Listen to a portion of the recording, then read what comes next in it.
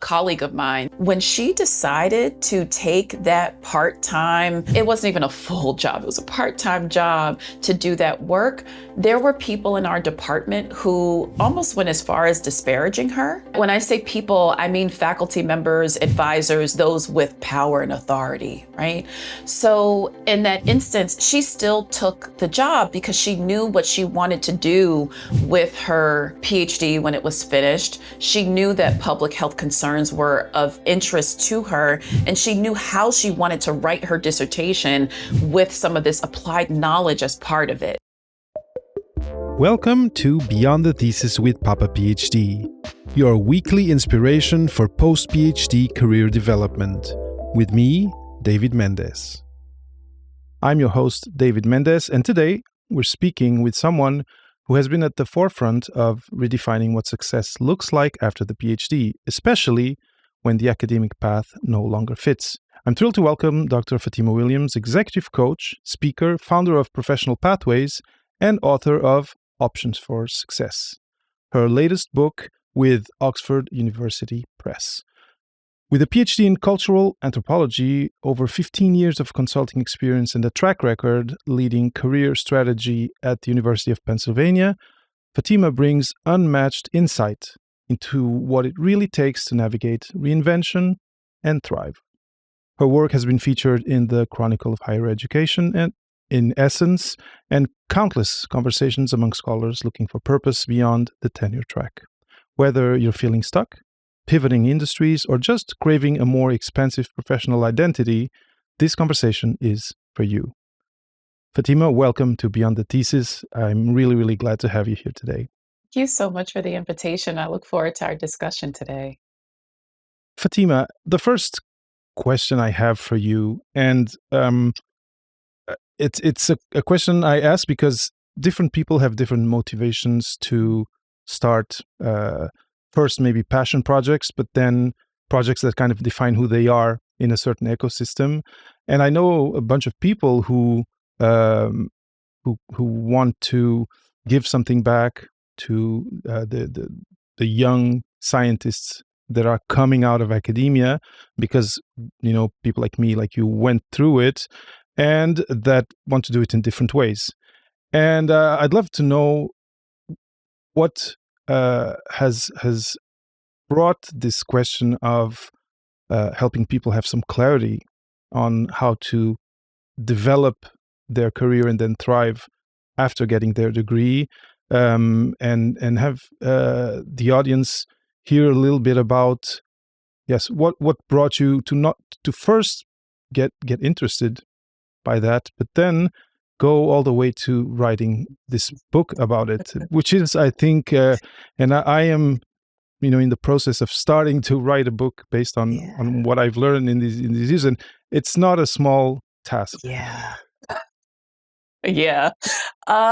Thank you for that. So I'll take you back to a moment. When I completed my doctorate, it was around 2011. And so that's quite a while, ago. In that season and that time in academia, as well as in the economic sort of job market overall, there were PhDs asking, in a very fearful way, what else can I do with my PhD? And I put that fearful way there because I don't know that the same types of fears exist now. I think they're for other reasons, but the same type of fears. At that time, it was, if I share with my thesis advisor or my dissertation advisor that I may be considering another pathway, they won't take me seriously. They won't continue to mentor me through my degree. Or what happens to these relationships that I've built and the work that I've built so far if I start to say that I no longer want to go on this path? So there was a lot of fear around isolation, around relationships, identity shifts, and things like that, that were keeping, at least at that time that I was working with graduate students, very very silent, very isolated, and there wasn't the same kind of conversation that there is now all over every social platform. At that point, it was still quite taboo to be talking about moving away from the academy or, God forbid, not completing a doctorate. Right. And so at that time, I was already in my first role. I'd made my transition out of academia in the sense that I declined a postdoc offer that I'd received and then took a job offer in this sort of philanthropy nonprofit hybrid. And so as I'm in that position, I'm kind of seeing what it took for me to get established there, what it took for me to get the job, the doubts, the fears, the how do I package my skills, going to friends of mine who I knew from undergrad who maybe they had MBAs, but they didn't go the master's and PhD route. So they were very much applied in their thinking and they cared about me. So they were very generous with their time and information about how I could market myself in applied jobs. So, all that to say, I realized one, what my own process had been and how challenging it felt, even though it moved very quickly for me, thank God. But then I also started to get emails from graduate students who knew me and who kind of maybe found out through the academic grapevine that, wait a minute, you didn't take your postdoc. Wait, what are you doing now? I heard that you're speaking at, this organization about non-academic careers. And it was a shock to people that I was doing that because I did have the postdoc, I did have the publications, I was on the job market. And so then the question that they asked me was, how'd you do it? And at that time, it became a blog. I didn't feel like I was going to prescribe to people how, like my saying how it happened for me, maybe inspirational for you, but it's maybe not instructional. Right? Yeah. So from there, it became a process of me trying to really then research and understand what's different about when PhDs are making a career transition versus, someone who's maybe been a consultant and now they want to be a project manager. That's a different kind of transition, right? So I wanted to understand what's different for us. And then I'm a systems thinker. So I wanted to then have a sense of what are the steps if there was one set of steps that could just help eliminate a lot of the confusion, a lot of the going around in circles, not sure if you're moving in the right direction, what kind of steps might I offer someone as a way to come back to a process? And that's how Options for Success as a framework was born. And then it became a number of other things, a program, a course, as a community experience, and then as a DIY experience. And then how it became a book is its own story. So that's a bit of the impetus behind it. I think I was very curious. And then also, quite frankly, it was something at the time that really hit me. It pained me to see very smart, capable people feel like one, they had no agency over decisions that matter to their lives. When I had one faculty member say to me, I just want to be able to take my wife on a really nice vacation. I can't afford to do that. Even as a faculty member, as an assistant professor, living in California and with a small family, a young family, and hearing the pain of his in his voice, hearing people say, men in particular who had children and families and they were the predominant breadwinner in their families say, I don't know how I'm going to be able to afford to do this for my children and for my spouse and for our family to really be able to grow. The light bulb that would come on for people about what their options were and how long it was taking, some of the barriers, and then that need, the real human need to care for yourself, your family, and those that depend on you. Yeah. That's challenging to hear. Smart people say there's not enough for me. I don't know that there's enough here for me to do what I need to do, not just what I want to do, but what I need to do for our family survival in a way that's above, sort of floor baseline. And that honors all these years of study that I've taken, right? Yeah. Yeah, I know. It makes total sense, and it reflects. It parallels my experience, and the experience of other people who are in this ecosystem of helping young researchers and young, like before their degree, but also postdocs who also need help figure this out. Now, you mentioned two things that really resonate with me, and that I'm really curious to talk about every time I can. And one of them is the concept of an identity crisis. And the other one is that experience that you had of having people who were in a position to help you, and you said, I think, repackage who you were to then present yourself in a non-academic space.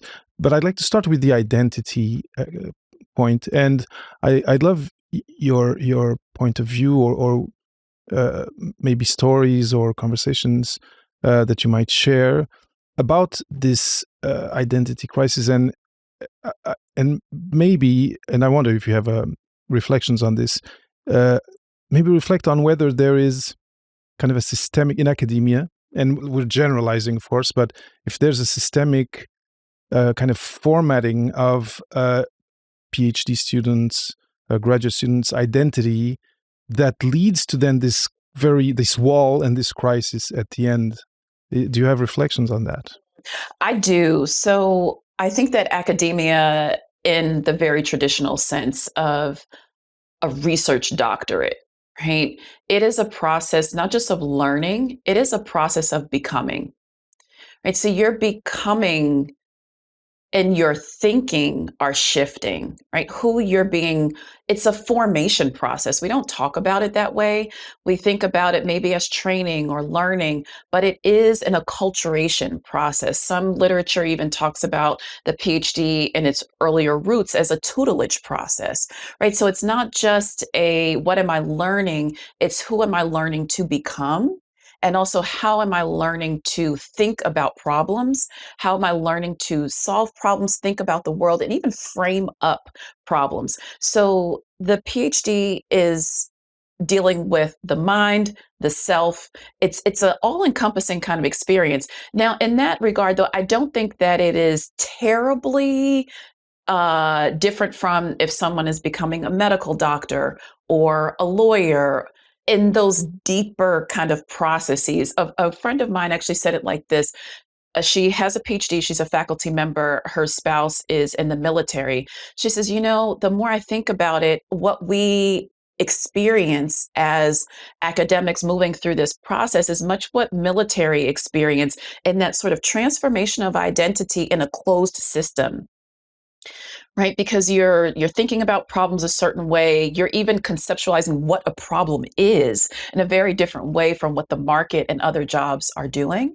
And so I'll just say that there. So yes, I do think that there is an identity formation process that's happening. So at the point of saying, I am not sure that this is going to be for me or that I can continue, it's not just a rupture in the thing that I do, it's also a rupture in who I've been becoming and how I've learned to now think about and conceptualize the world. Your Mhm. worldview is shifting based on how you're learning to learn and how you're learning to identify problems Mhm, mhm. and solve problems, right? Yeah, So, yeah, yeah, and but now my question to you is, mhm, in your experience, and based on what you've studied and what you've written, how do we build kind of ramparts, kind of mm, um, a way to not get, because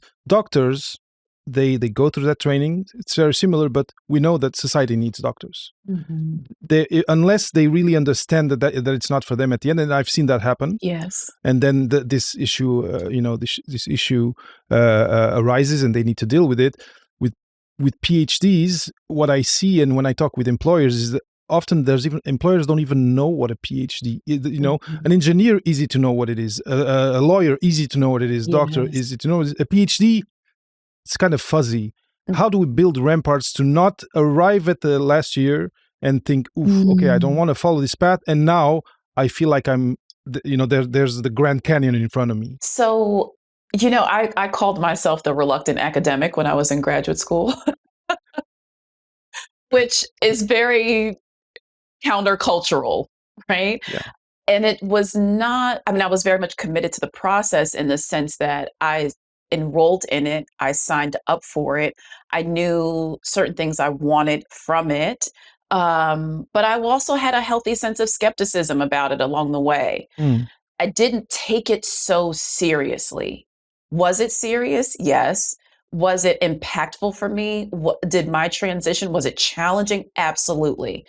Right. But in just the sense of like holding it a little loosely, not holding it so tightly can be one way to just allow yourself to go through it a bit more freely, exploring and not so boxed into just because the adults tell you this is what you have to do doesn't mean that's the only way to do it, right? And I find that a lot of um, graduate students, it's very much like you've signed over and resigned like your agency to someone else. So, small example. I'll use of a colleague of mine during graduate school who medical anthropologist, um, you know, she was doing research, learning her language skills. She had the site that she knew she was going to research in Southern Africa.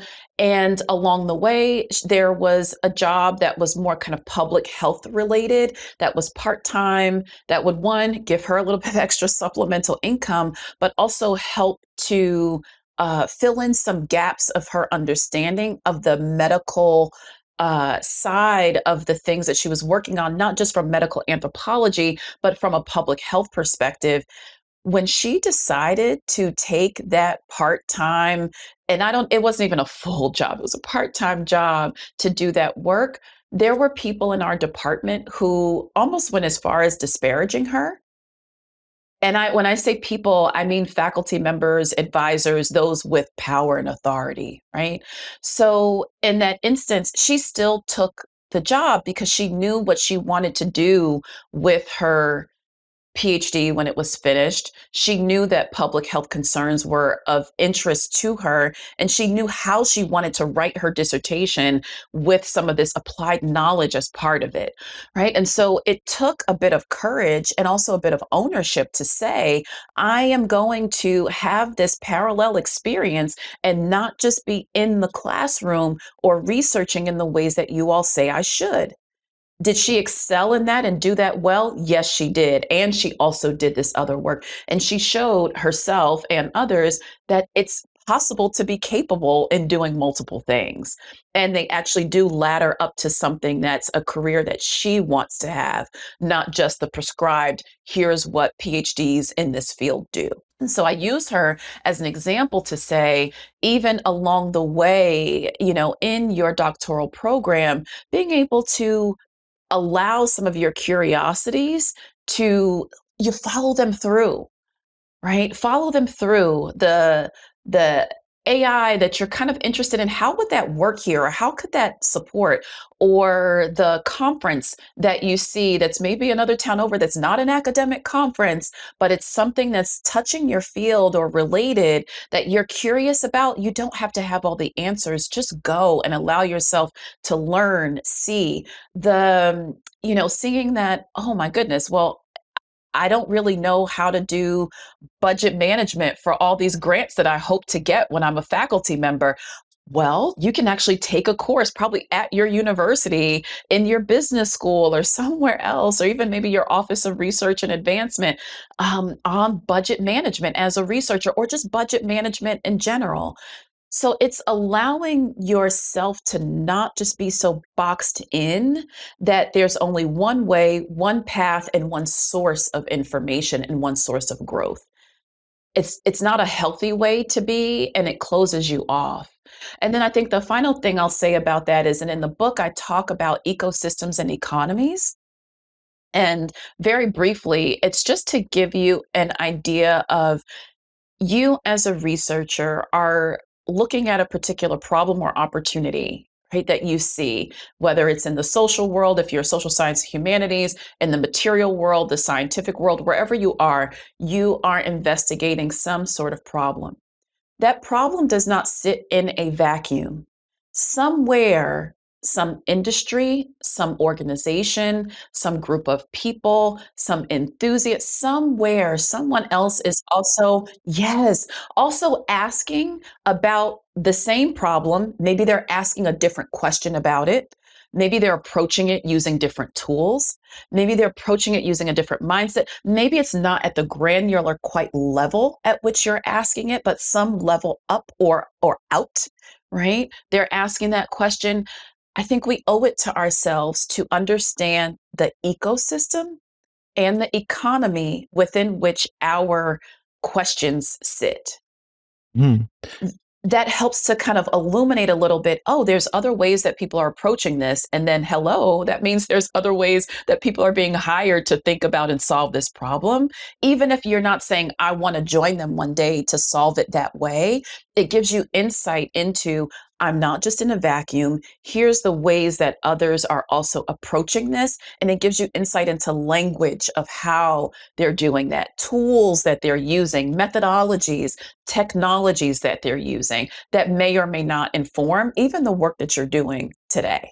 That makes total sense, and this brings me to there's an underlying idea or current that I am feeling under what you're saying, which is that it's important to, because you said that you use the term ecosystem, and like you said, you're a systems person, right? And and what I understand is that your network of people who are part of your day to day while you're in graduate school, while you're in a postdoc, should not be just your lab, just your PI, and just the labs around you, and that somehow you need to, if you're in this tunnel vision, and sometimes and often I was in life sciences, and when things go wrong and you're troubleshooting, it's really easy to tunnel vision completely, and then you just see your benchmate, the PI, trying to give them results.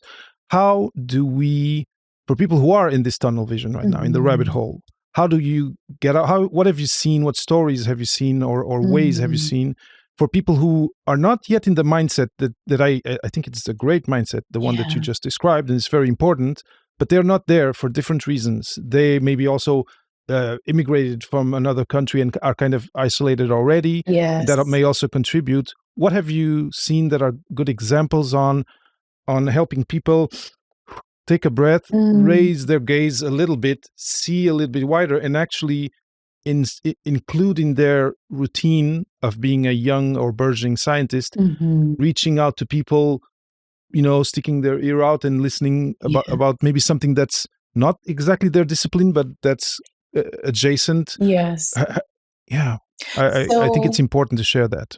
yeah, and I can give a couple of examples. I think the my colleague, in graduate school, the medical anthropologist, she was an example of that. She wasn't thinking career minded. She was thinking curiosity and quite frankly, what gaps in what she was even learning in our program to help her with her research question, right? There's also, I can use myself here as one example as well.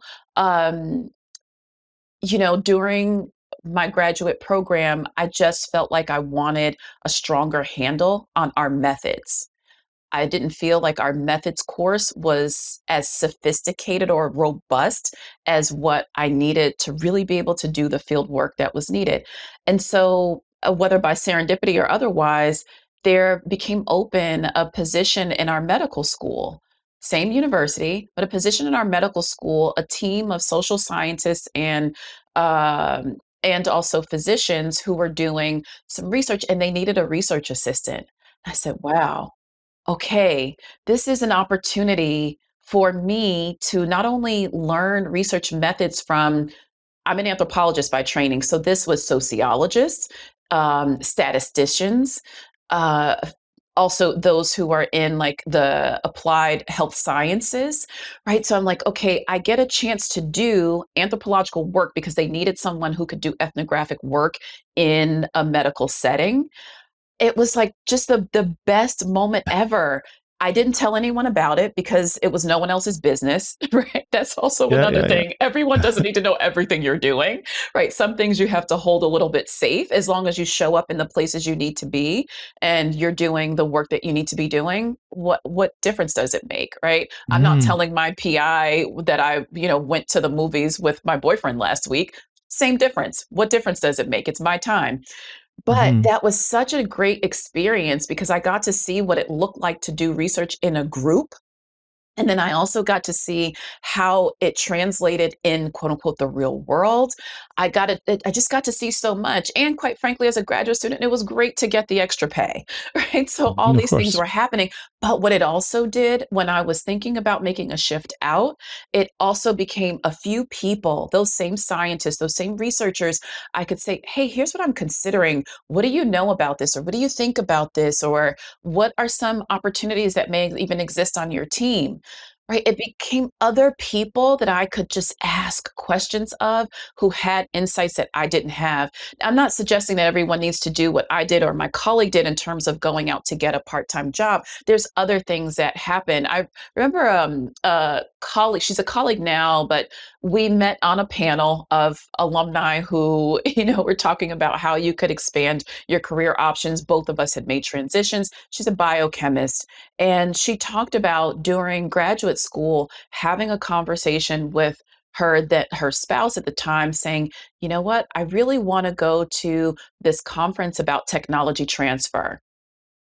He was very interested in sort of patenting, licensing, commercialization of different medical technologies and medical processes and things like that, or life science processes.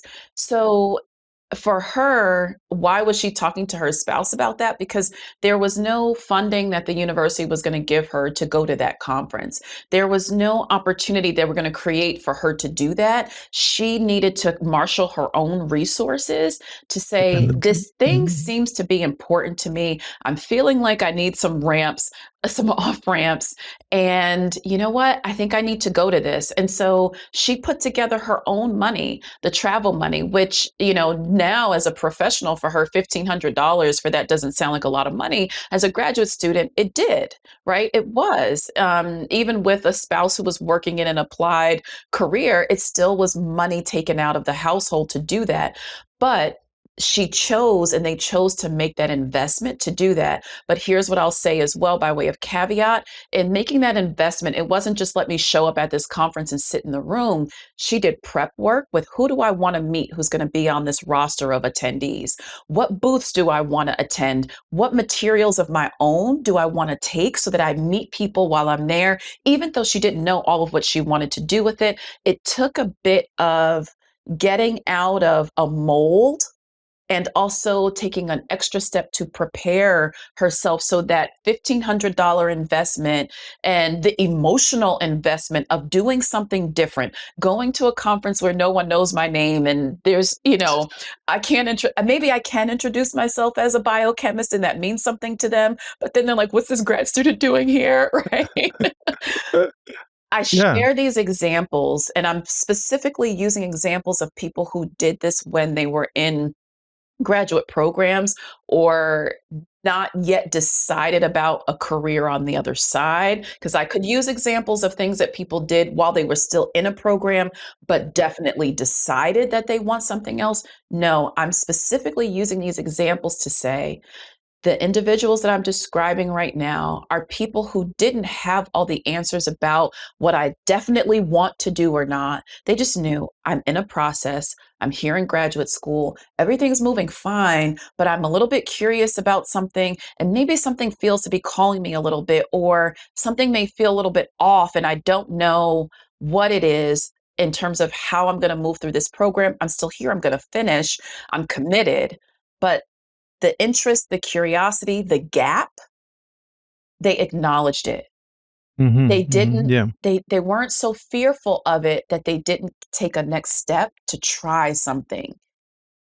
to try something. And I want to say, I almost can feel like, even now, I almost can feel what it felt like all those years ago to be curious about something that wasn't in the mold and wasn't in the box that was set out for me, and the true fear I felt of even exploring. I remember, and not everyone will feel this way, but I remember feeling, if I explore, I'm going to get off track. If I explore, I'm going to be derailed. If I explore, I'm opening up too many ideas and avenues.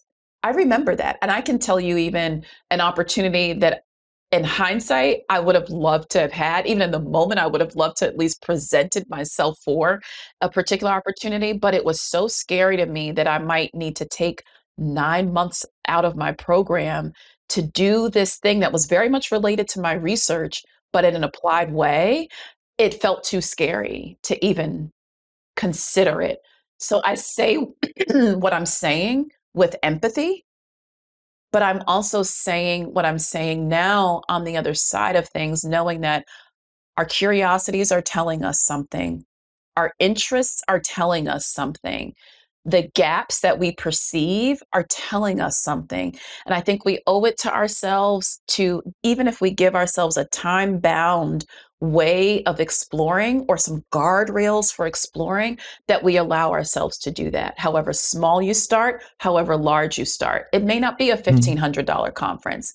It may be going to the tech transfer consulting group that that graduate students from other departments and other Yeah. programs are doing, and sit in the room with them and hear how they're talking. And it doesn't have to be super complicated or expensive, but it's there's a part of trusting your curiosity. There's a part of daring to do something you haven't done before, and there's a huge part of getting close to people that are maybe in other disciplines, but that are, a few steps away from your close scientific circle. I think it Yes. makes total sense.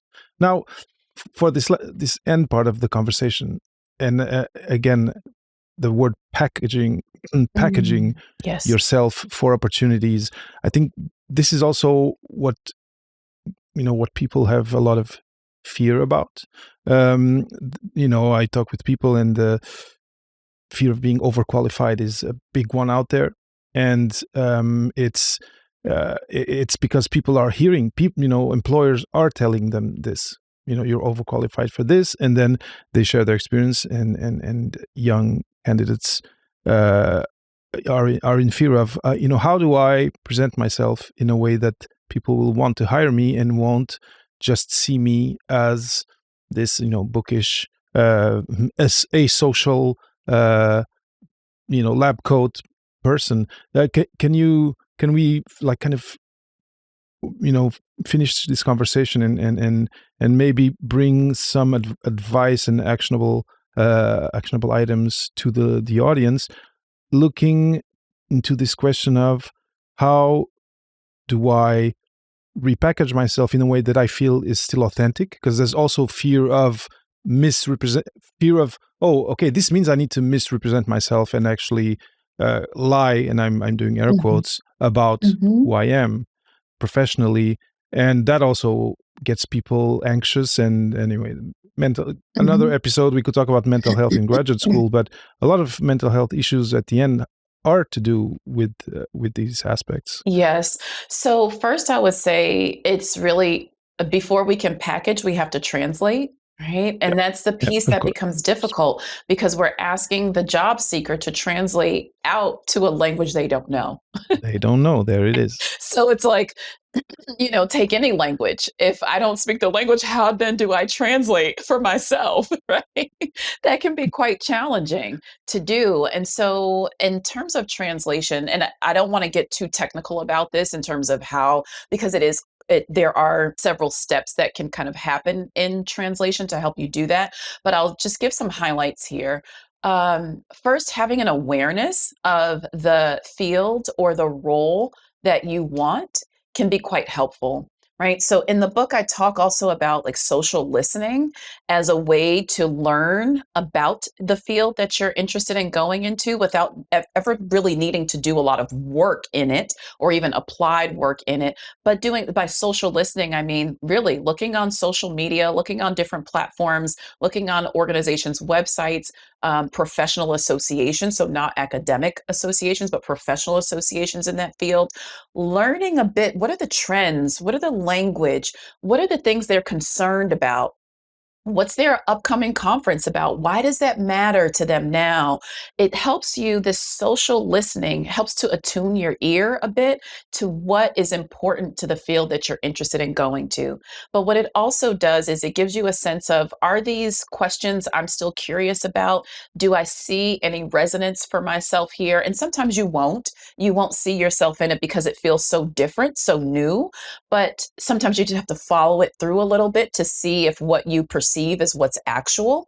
But the first step being that's kind of listening, that observing can be quite helpful. And you can do that from a distance. And then at some points, you can kind of get a little closer into it by then attending things, by then introducing yourself, so that you're kind of moving a little bit more into a closer circle of learning.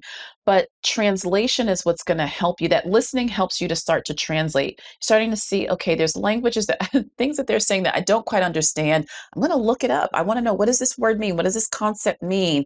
It starts to help you to see, oh, well, in my field, we call it this, or we think about it this way. There, they think about it this way, or they approach it with this language. It starts to give you a little bit of opening. Then, and I'm moving through this a little bit kind of, at different for different stages and a little bit Yeah. quickly.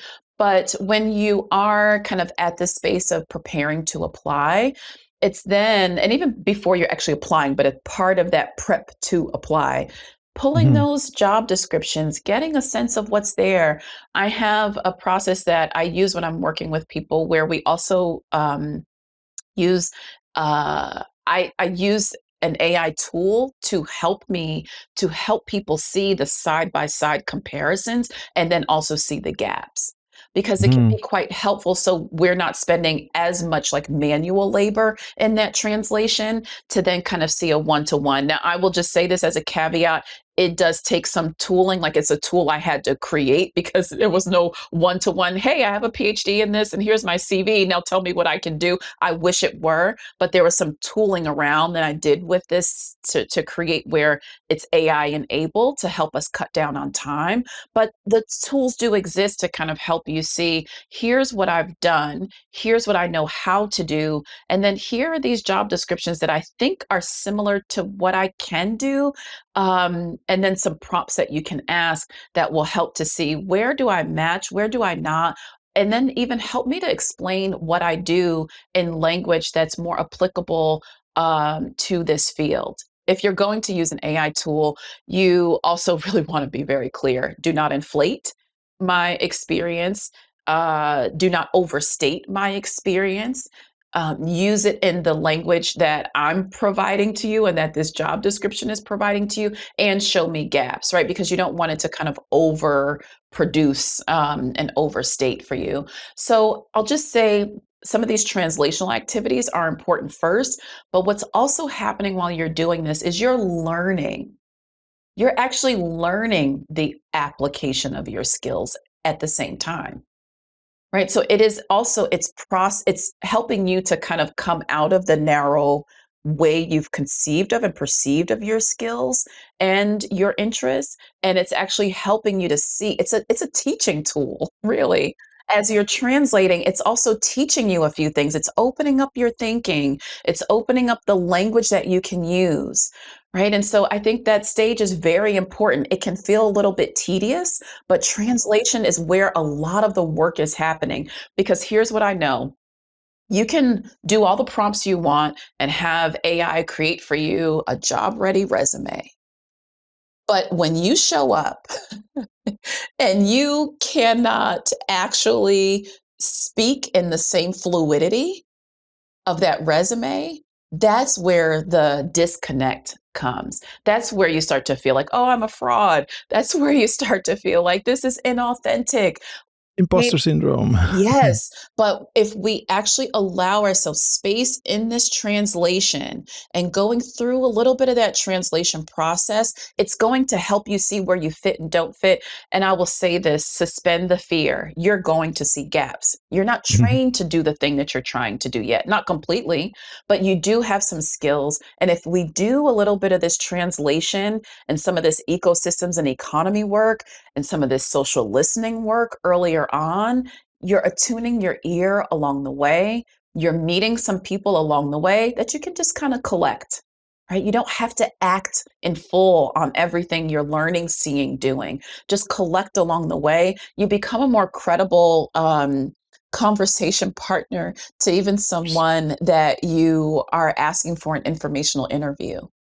Yeah, yeah, yeah, and you come and you can even be more confident because now, because you've done this social listening, you have you actually have questions that you've Yes. worked on and that you feel confident about asking and not sounding uninformed or whatever. Yes. Yeah, Yes. amazing, amazing. Mhm. Fatima, we're at the end of our conversation. This has been great.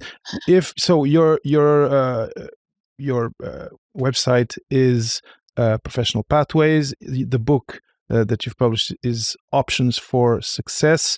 Where can people, listeners, people who are watching, find the website, find the book, and also where can people and how can people reach out to you if they have questions or they want to react to this conversation and this interview? Sure. So you can find the book at optionsforsuccessbook.com. And there's some fun free resources there as well. So, and we're just kind of constantly adding to that. So I would say go check that out if the book is of interest to you. And there will also be a fun discount code for the book there. So go ahead and, optionsforsuccessbook.com. And then in terms of kind of looking at our broader work and ways that we're working today with people, and the work that I do as an executive coach, kind of once people are also upstream in their careers, professionalpathways.co. And I am active on LinkedIn as well as Facebook and Instagram. My favorites are Instagram and LinkedIn at Wonderful. Fatimah PhD.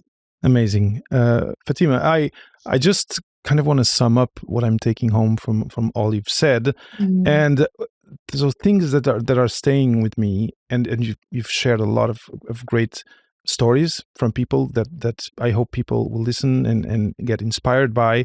But things that stuck with me was this expression that you use, which is take your PhD, your graduate school experience with a certain lightness.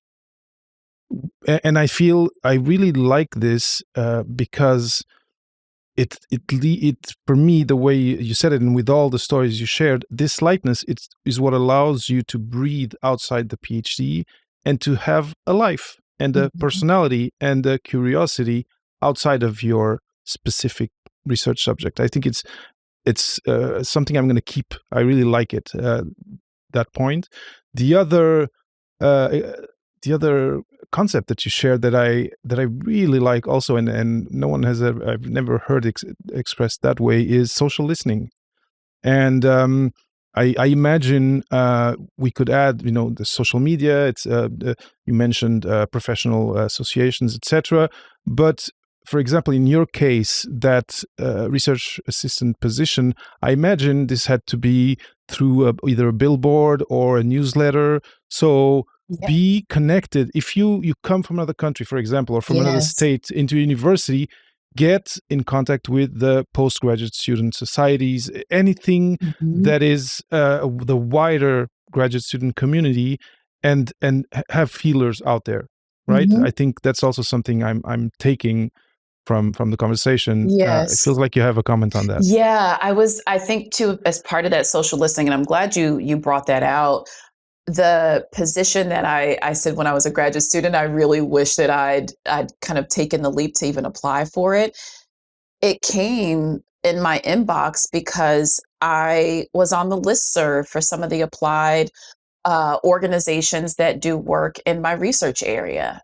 Right? So the advocacy organizations and others that do the philanthropies, the international organizations, I was on their listservs. And so I just would kind of see what they were talking about, what organizations are, what they're advocating for, how that worked with my field work, but then also adjacent countries that I didn't work in, but are part of my research. And so it just came across my desk in that way. And here's the thing too, because I was in a little bit of contact, not just social listening, but at that point, I'd also done some introductory field work as an anthropologist. I knew enough people that if I was brave enough at that point, I could have asked about my applying, right? Or even, what do you know about this? I can name 2 to 3 people right now that I would have contacted at that time to ask had I allowed myself to hold it lightly. All of it. The PhD and the potential for an opportunity. Because here's the thing too, we can go really far in this, but sometimes it's just the showing up to the opportunity, allowing yourself to apply. Yeah, There's no who's to say I would have even gotten it or been competitive for it? I don't of know. course. But I never gave myself the option. And my desire for anyone who's listening is to allow yourself the option. Amazing. I feel it's a great way to end this conversation, and because it actually meets where I was going to go with my third and last point, which was this courage, this allowing yourself courage, allowing yourself options, allowing yourself possibilities that don't align exactly with what you're Yes. doing in your project. And you went there without me even prompting you. So this was great, Fatima. Great conversation. I'm We're gonna keep in touch for sure. Yes. For anyone watching, listening, all the links Fatima mentioned are going to be in the show notes of the episode.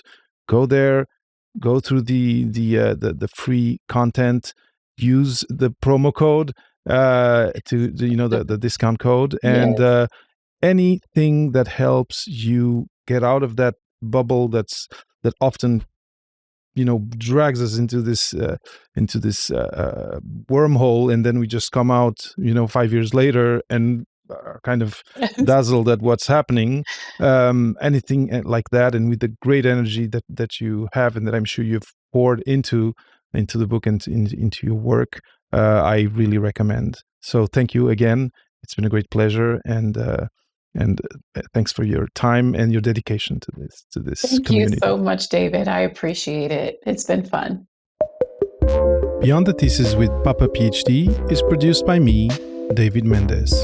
If you enjoy the show and want more of my work, please support the show on Patreon. Just go to patreon.com/Papa PhD and choose a tier. And if you just want to buy me a coffee, you can easily do it at buymeacoffee.com/Papa PhD. I'm David Mendes. See you soon.